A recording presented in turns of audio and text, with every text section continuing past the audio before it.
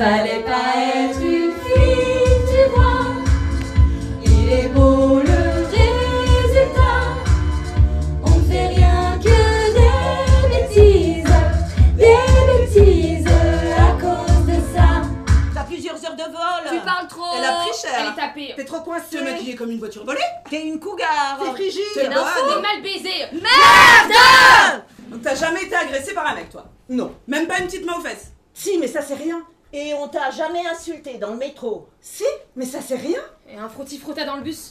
Si, mais ça c'est rien. Mais t'oses marcher la nuit toute seule dans la rue? Bah non, t'es folle, je prends un taxi. J'ai peur de me faire agresser. Bah moi j'ai beaucoup de chance à mon âge. Ça s'est calmé.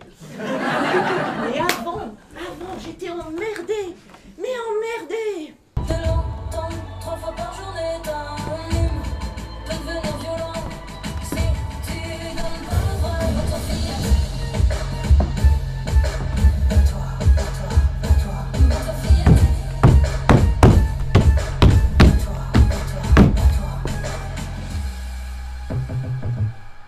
C'est simple, quand c'est non, c'est non. C'est pas aussi simple que ça. Quand c'est non, mais quand c'est oui, quelquefois, c'est quand même non.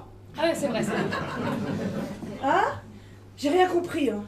J'avais peur de dire non. Je t'aimais et je pensais que le problème venait de moi. À cette époque, j'avais pas encore entendu parler de viol conjugal. Pour moi, un violeur, c'est un homme qui te suit dans la rue. Je pensais pas que la plupart du temps, les violeurs sont dans nos chambres. Sont nos maris. Nos conjoints. Alors oui, on était passionnés et ça peut créer de la confusion, mais... Tu m'as violée, Christophe. À chaque fois que je te disais non et qu'on le faisait quand même. Mes non étaient des oui pour toi. Et mes hésitations des portes ouvertes. J'étais celle qui était pas normale. J'étais celle qui était frigide quand j'en avais pas envie.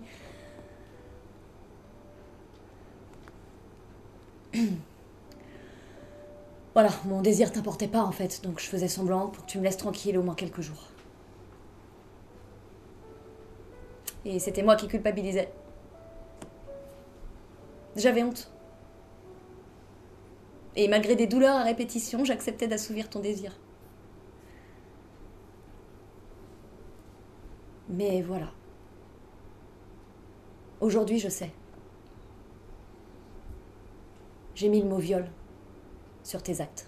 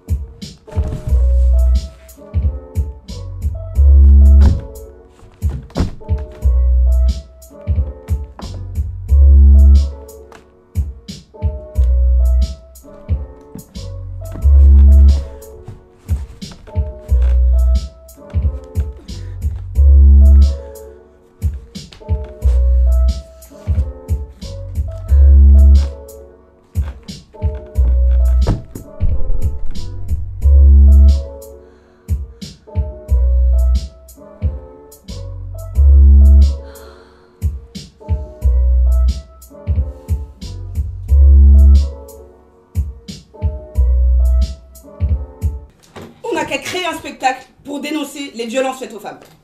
Ça risque d'être chiant, non? 5 femmes qui parlent de violence. Les gens, ils ont envie de rire. Pas nous entendre nous plaindre. Non? On s'en fout de ça. On va quand même pas faire des blagues juste pour que les gens ils viennent nous voir. Quelle est la différence entre un bistrot et un clito? Bah le bistrot, au moins les hommes savent où il est.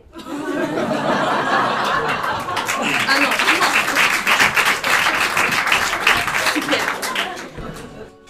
Il est où le clito? Il est où?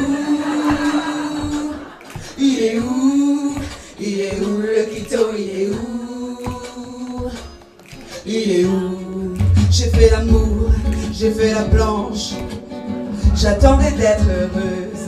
Je fais l'amour, j'ai fait les enfants. J'ai fait au mieux. Tiens, je t'ai préparé un jus d'orange. Ah, super, merci.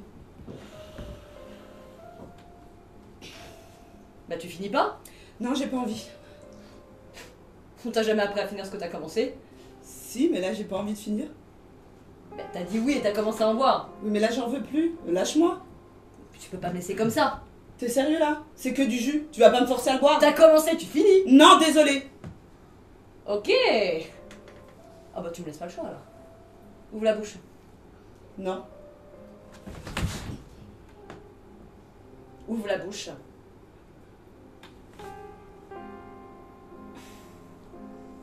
Bah tu vois que t'aimes le jus. Tout ça pour ça. Si tu dois Insister. Convaincre. humilier, Forcer. pour avoir une relation sexuelle, alors Pose-toi des questions.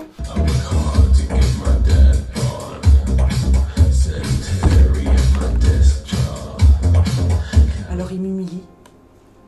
Il me dit que si je veux devenir une vraie actrice, il va falloir que je sois à l'aise dans mon corps. Je négocie pour rester en sous-vêtements. Il lève les yeux au ciel, il soupire. Mais il finit par accepter. Et moi, malgré mes sous-vêtements, j'ai l'impression d'être toute nue. Il me fait des compliments sur mes fesses, sur mes seins. Le lendemain, il m'appelle. Je l'intéresse pour le rôle. Mais il y a beaucoup de concurrence. Il va falloir que je sois très, très gentille avec lui.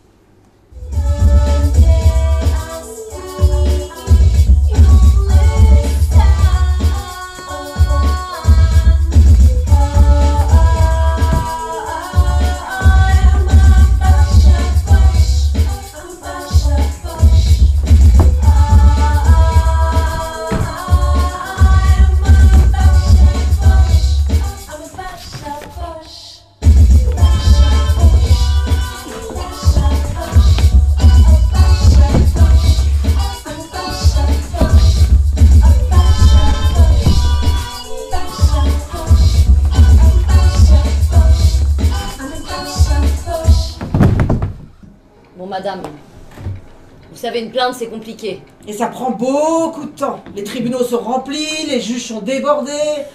Une main courante, ça va beaucoup plus vite pour nous. Enfin, pour vous. Mon mari m'a frappé cette nuit. Et vous avez des preuves? Des vidéos, des textos, quelque chose? Non. Ah bah. Et les gars, la télé, elle marche pas, là. Tu vois pas qu'on est en train de bosser, là? Oui, mais il y a match ce soir. Oh et demande à Rulio, il a été plombier avant. Rulio! Rulio! Il était beau et très drôle.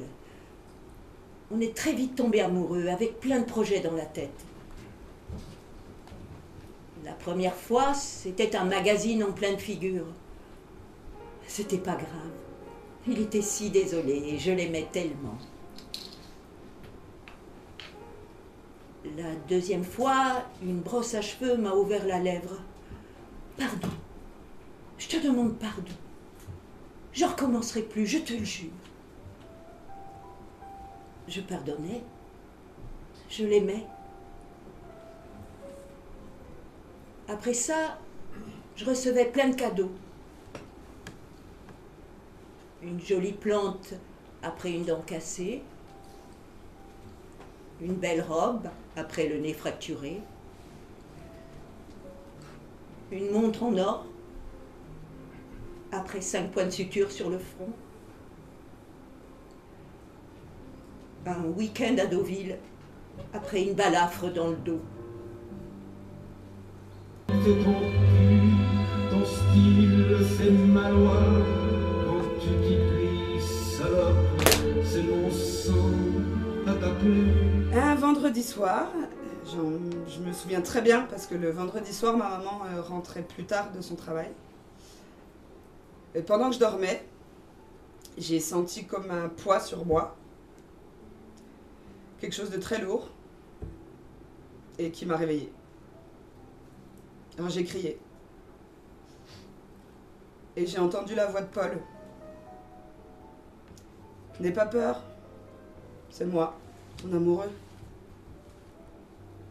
ainsi font, les petites marionnettes, ainsi font, trois petits tours et puis s'en vont.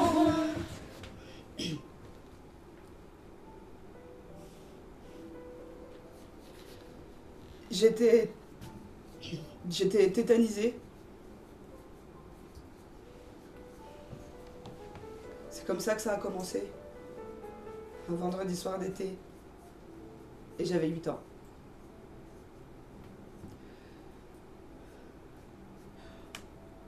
Au départ, il me caressait par-dessus mon pyjama. Il me disait qu'on faisait rien de mal. Il me disait qu'on était amoureux. Mais moi, je sentais bien, au fond, que quelque chose clochait. J'avais pas envie qu'il me touche. Et il sentait très fort l'alcool. Et maman n'était pas au courant.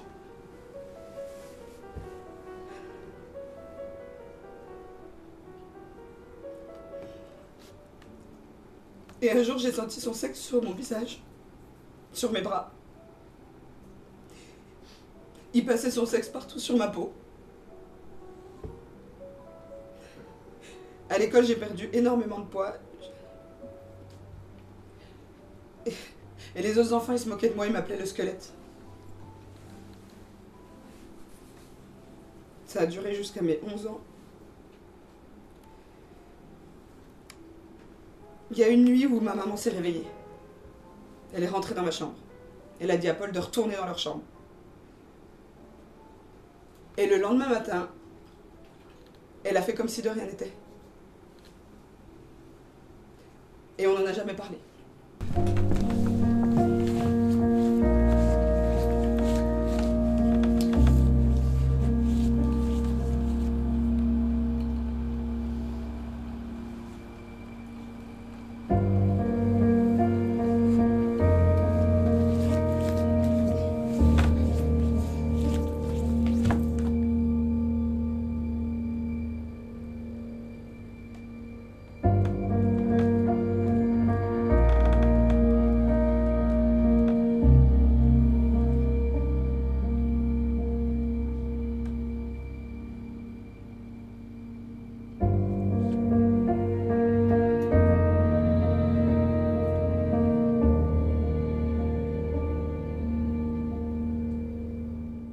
Mais je vais bien.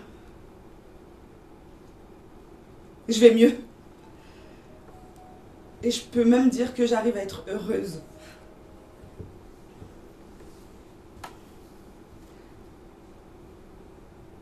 Aujourd'hui, Paul est mort. Et on n'en a jamais parlé.